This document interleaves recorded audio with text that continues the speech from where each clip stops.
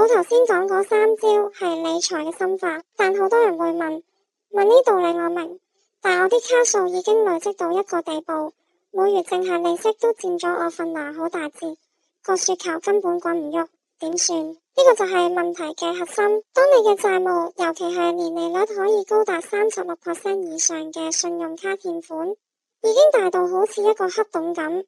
你靠儲蓄、靠慳錢去填，就好似用一個小水桶去救一場大火，作用唔大。你嘅 TU 信貸評級可能已經因為遲還款而變差，想去銀行申請平息嘅結餘轉戶，基本上都會被 reject。呢個時候，你係咪就只可以繼續俾高昂利息蠶食你嘅人工，甚至行向破產呢一步？唔係，喺呢個進退兩難嘅關頭，你需要嘅唔係一個普通嘅工具，而係一把精準嘅財務手術刀。呢把刀就係免 TU 貸款。我必須強調，我哋絕對唔係鼓勵你借錢去消費，相反，我哋係提供一個策略性嘅工具，幫你做一次性嘅債務切除手術。